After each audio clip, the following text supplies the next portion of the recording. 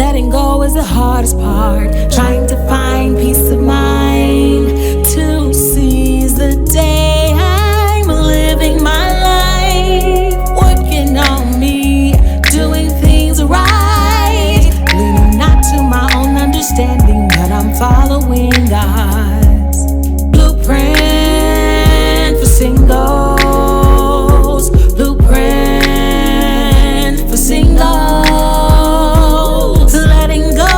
Letting God, single, saved, and dating. Hey, it's your girl, Coach V Latrell, and I teach Christian singles how to date with a purpose. So I was talking to a friend of mine, and we were talking about how serious vows are. You know, you stand before the officiant and, you know, because we're dating with a purpose, right? So you stand before this officiant if you haven't been married before, and you quote your vows to that individual. You know, we vow to love and honor and cherish. We vow to be there in sickness and in health. You know, that's a lot, you know, so we can't take vows. They're not to be entered into lightly, because if you would imagine if someone that you're dating, that you eventually married, if they got sick and they were the primary breadwinner for the family, do you just get up and run? No, you're vowing to be with that person. And so that brings me to tonight's discussion. I wanted to talk a little bit about personal vows, because we stand before that officiant and quote vows, how we vow, what we vow to be to that person that's standing in front of us. But what about your personal vows to yourself? Do you have any? In the book, God's Blueprint for Singles, Just Give It Up, that's available on Amazon. Is that a plug? Absolutely it is. But in the book, we talk a little bit about those personal vows. And I want to just kind of go through just a little bit, because I want to get you in the mindset of what does that look like? You know, when we say we personally vow to do something for someone else, what do we vow to do for ourselves? Oftentimes we are so willing to help others and do and go and be and become and all of these things, wear this hat, wear that hat. But what have we vowed to do for ourselves? So in our single period, this is a time for us to get it together. This is a time for us to really figure out who we are, figure out what it is that we want in life. We figure out what goals and what aspirations we set out for ourselves. And also, the most important, this single season is for you to get closer to God. But in getting closer to God, you also get closer to who you are and loving who you are. And so some of those personal vows is, number one on the list was, I vow to put myself first. That's not selfish. I have learned how to say no. I didn't always do that well. You know, I figured I had to be everything to everybody. And what I learned was, while I'm out here running these streets and doing this for this one, doing that for that one, what about Valerie? Where's the time that I give to myself to relax? Where's the time that I give to myself to give me self-care, right? So you have to vow to put yourself first. If you're not in alignment with you, this is how we lose ourselves in a marriage, because we don't vow ourselves enough first. We don't make personal vows to ourselves. We focus on the vows to the other person, but you have to consider your needs as well. Amen. Number two, I vow to date myself before dating anyone else. It's okay to take yourself out. I'm telling you, when I was younger, I couldn't understand how some people would sit in a restaurant by themselves. But when I became single, when I was divorced, I'm like, okay, well, I'm not actively dating anyone. Does that mean that I can't go to the play? Does that mean that I can't go and have a nice dinner? Does that mean I can't take myself to the movies? Absolutely not. I learned to enjoy my own company. If I don't enjoy spending time with me, how would anybody else enjoy spending time with me? So don't be afraid to date yourself. Sometimes you learn more things about yourself when you are in those alone times than you do when you're accompanied by someone else. So date yourself, take yourself out sometime. And I'm talking about I would get dressed up. I would get dressed up and really treat myself. You deserve it. So treat yourself, go on a date. Don't let, because you don't have a date, be the reason why you stay at home and not get out and enjoy the evening, okay? Number 3, I vow to not lower my standards for the sake of a relationship. I'm not just willing to accept anything just to say I have someone. Sometimes I've heard women, they're okay with, well, my man come home at night, so I'm not worried about nothing. The devil is a lie. No, do not lower your standards just to say you're with someone, just to have somebody warm in the bed with you at night. Don't do that, because you will miss out so much of what God has ordained for your life, so much of what he has desired for you to have. You can't get your real blessing because you got Justin over here. Just in case I need a man, just in case I need a date. Don't settle. Don't lower your standards. Don't lower your values just to say I have someone or just to be on the scene with somebody. Child, I can do good by myself. Okay. Why? Because of the peace that I have within. You line up with the wrong one, it's some problems. You're going to have some issues. So take your time and don't lower your standards. You have standards, stick with them.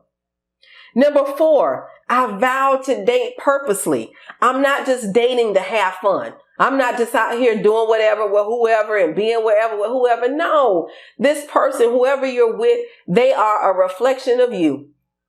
When people see that person without you, especially when you've been dating someone for a while, they see that person out, they think of you. So if they're out doing something wrong, then people are like, well, why is she going for something like that? You know, she with somebody like that.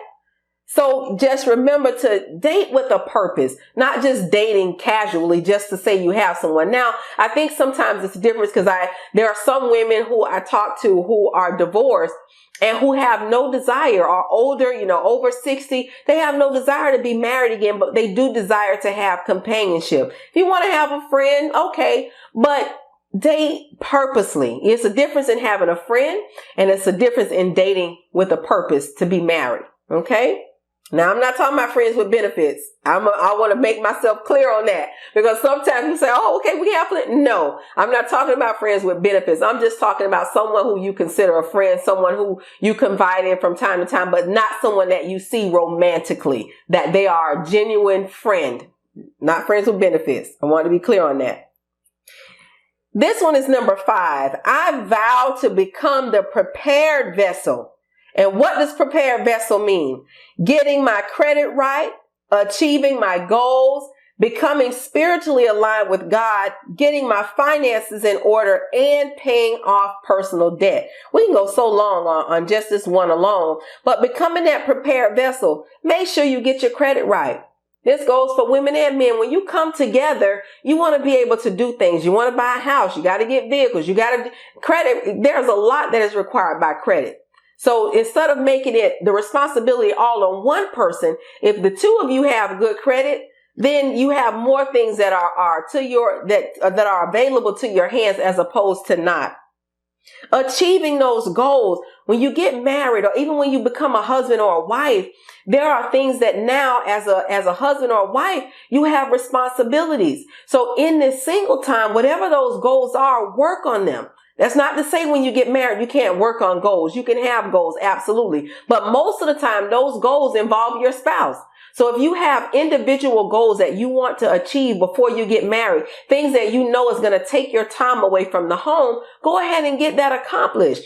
Becoming spiritually aligned with God. That is so important, especially when you are a prepared vessel. When you are a prepared vessel, your relationship with Christ is okay, you good on the God front. It's nothing that you got to do and become after you get married. When you're equally yoked, you both are already aligned with God. You both already have a relationship established with God. You can't expect to just line up with somebody and then try to pull them in. Now, sometimes that is to say, you get married, you do see a husband that might bring a wife into church or vice versa, but it is easier when you both already have a relationship with Christ before the marriage, because then now we both are in line with God and now we are connected with God, and what an amazing thing we can do because we already have that individual relationship. So make sure you get spiritually aligned with God. Getting your finances in order and paying off personal debt. It's your debt. Pay it off. Don't expect that, okay, now I get married. My wife, she got a little stash now. Maybe I got $20,000 that I still owe. Can you help me out? No. Take care of that before you get married. If you can, before you get married, get rid of that personal debt. Because when you come together as husband and wife, you will establish your own debt as a marriage, and sometimes that personal debt can impair your ability to do things with your spouse. So if you have personal debt, it is yours and yours alone. Your spouse did not sign up for it. They didn't ask for it. So make sure when you're prepared, you've already consumed that personal debt and taking care of your finances as should be. When we come back, we have just a few more on the list. Stay tuned and I'll see you soon. Hey, you guys, this is V Latrell, and I am so excited. If you have not had the opportunity to tune in, please join me every Wednesday night at 9 p.m. Eastern Standard Time for the Single, Saved, and Dating TV show. This is an assignment that God has given me. God said to me, you go and bring my singles to me. And so we're talking about singles. We're talking about being in relationships. We're talking about dating. We're talking about co-parenting and everything that comes along with being single. So if you would like to get more information, please visit us at singleandsavedtv.com. Send us an email at info@singleandsavedtv.com. It would be amazing, so amazing to hear from you. Please join me every Wednesday night at 9 p.m.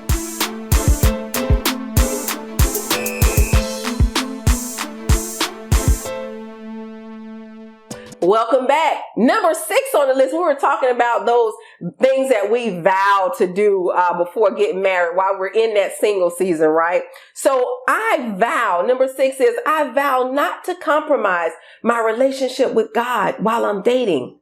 Well, what does that mean? If I'm aligned with God and I know things that are contrary to what God says for my life and about my life, I'm not willing to compromise that for a night of fun. I'm not willing to compromise my relationship with Christ and cheat God, because that's kind of how I looked at it. That's what really has helped me. All right. Number 7 is I vow to try new hobbies while getting to know myself. Sometimes, if anybody ever asks you, well, what do you like to do? I don't know. What do you mean you don't know? So what is your day like? Sometimes we live such mundane lives. COVID is a little different, but even with COVID, sometimes we learn new hobbies like gardening or even reading books, or, we found that we learn how to cook, or we learn how to make little things, or, we learn how to make purses or bracelets, whatever that is. COVID did, we were locked in for some time and we learned new things about ourselves that we didn't know before. So vow to learn new things about yourself. Try different things. Try a pottery class. Try just going to art museums. You never know what it is that you might like. Finding something that really excites you that you're able to establish as a hobby, or even collecting things. So there are so many things that you can learn to do, different activities you can do on your own, but learn and vow to just try something new. You'll find out something different about yourself that you never knew. And it's equally rewarding because now you have something else that you can focus your time and attention on other than being single. I tell people all the time, singleness is a time of really getting to know who you are and getting closer to God. It can really be a fun experience as opposed to, woe is me, I'm still single, when my husband coming, or I ain't had no wife to come through. You don't have to do that.